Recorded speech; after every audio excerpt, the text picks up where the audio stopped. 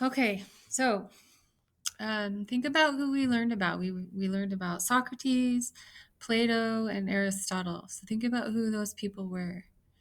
Okay, and then Socrates. Who was a student of Socrates? Who was a student of Plato? And who was a student of Aristotle?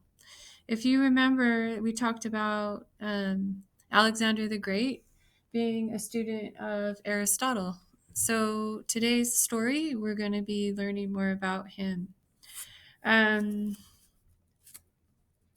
why do you think Alexander the Great was called Alexander the Great? So think about that as we read this story today.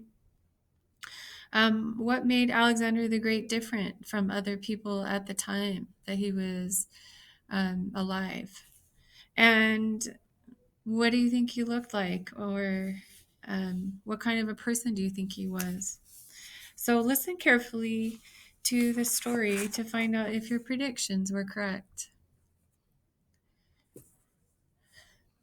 To the north of the Greek city-states and of Mount Olympus lay a territory known as Macedonia. The Macedonian king, Philip II, watched and waited as the Greek city-states struggled among themselves for power and wealth after the Persian Wars.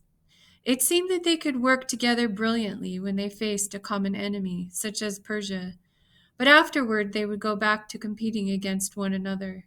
Away from all these conflicts, King Philip grew stronger. King Philip of Macedonia had a plan. He would let the rest of the Greeks wear themselves out, fighting one another, and then he would lead his army south to unite all the Greece beneath his command. Philip also had a son, who he expected to follow in his steps and take over the throne one day. The boy was a bold and handsome young boy, curly haired. His name was Alexander.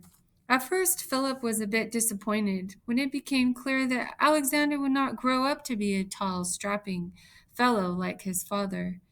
Philip wondered, how could someone Alexander's size become a great warrior and commander like me? He soon realized that he had nothing to worry about.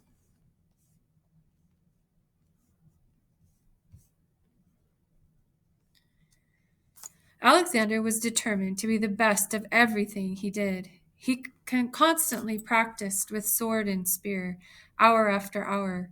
Even full-grown soldiers told one another, "Keep your guard up when you practice against Prince Alexander, or you will find his sword point at your throat." Alexander trained himself to swim in icy rivers and run for miles without stopping. He became an excellent wrestler and a champion horseman, and was constantly challenged by other riders.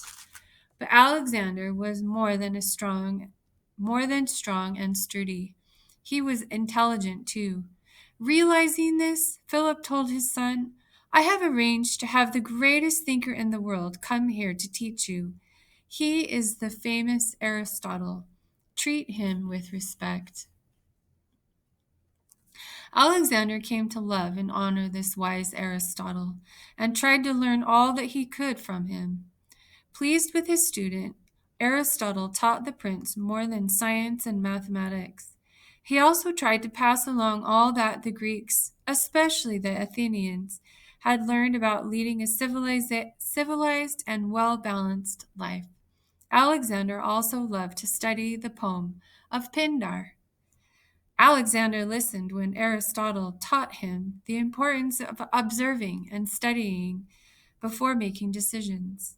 However, the prince's energetic nature caused him to use this lesson in ways far different from those that the quiet scientist had imagined.